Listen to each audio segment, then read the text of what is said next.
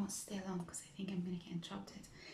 You know what's really funny is that my very intelligent viewers had warned me about the orange-faced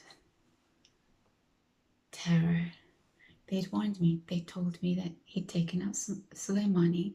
They told me that the only reason there hadn't been any war during COVID was because he was so busy dealing with COVID.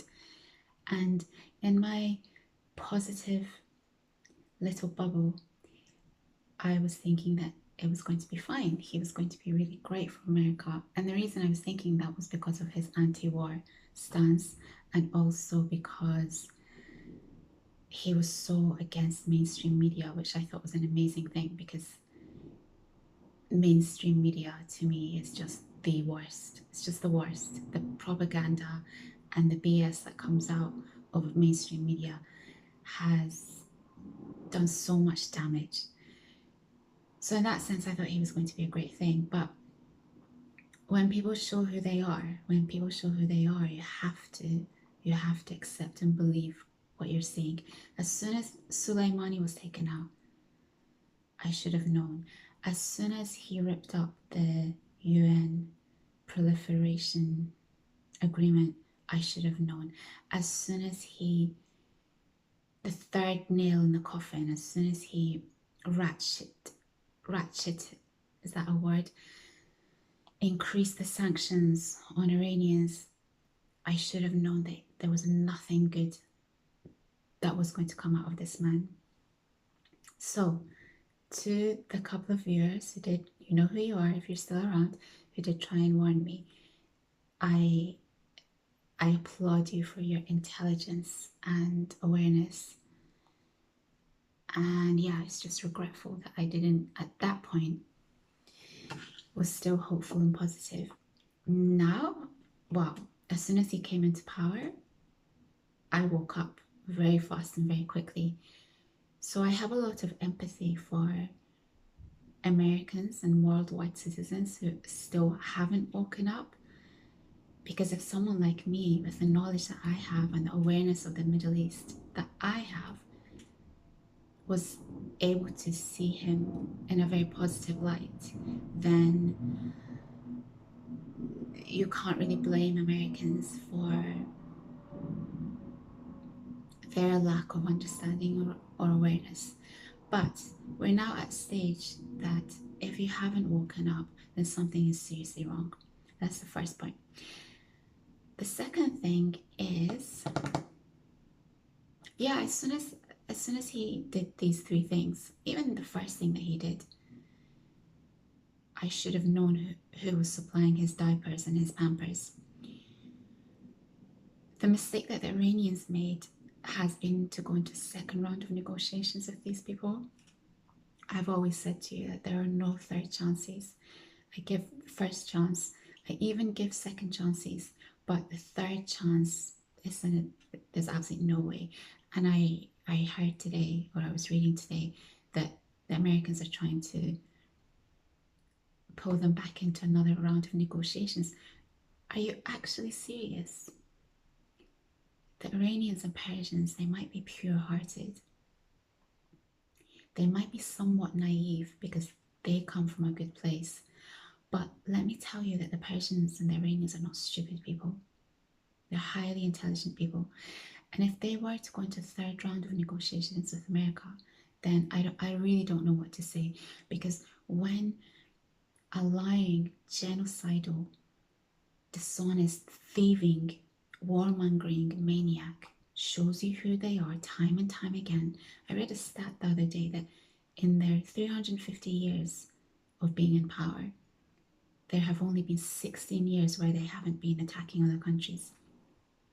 When that type of nation or regime shows you who they are, and this is not against the American people in any way. I'm specifically speaking about the regime. When they show you who they are, what was my point? Yeah, I was saying that the Iranians' mistake was to go into a second round of negotiations with these entities. They're dishonorable people. They're not even people. I don't know what they are, but they're not humane.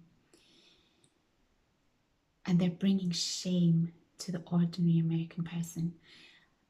A country that wipes out the Native Americans, a country that endorses slavery for as long as they did, a country that cannot even provide health care to their own people, which should be a right. A country that cannot provide free healthcare to their own people and uses the country's tax dollars to provide healthcare to an occupying entity. How can you possibly have any regard for this type of leadership? It's just not possible. And so yesterday, I didn't even feel angry. I just initially felt disgust. And that disgust has now changed into a feeling of, what was the word? I was thinking about this morning. Disdain. Sheer and utter disdain. This regime are an uncultured people. They're an uneducated people. They're thieving, dishonest people. They have no regard for international human rights. They have no regard for children, as we can see in the files that have come out. They have no regard for humanity. They have no regard for protecting peace. They have no regard for sovereignty. And yet they spout that they're trying to bring peace to the world. Are you actually serious? How can anyone take you seriously? And so this disdain, this sheer and utter disdain, is against this regime rather than the people of America. But at the same time, we have to be aware that when we stay silent and we allow these things to happen, this is why the world is in the state that it's in. This is why using your voice is really important. My channel was never supposed to be about this, but I'm now in a position where I have to speak up for the righteous. I have to speak up for the good. I have to speak up for the decency of my native people. They just will not leave us alone because we have resources that they do not. We have integrity that they do not. We have dignity that they do not. And this is now about good versus evil. This is now about an entity or two entities that cannot stand the sophistication and the culture and the civilization of my native people. And so it feels almost like this sheer jealousy that they are on the right side of humanity. And so the disdain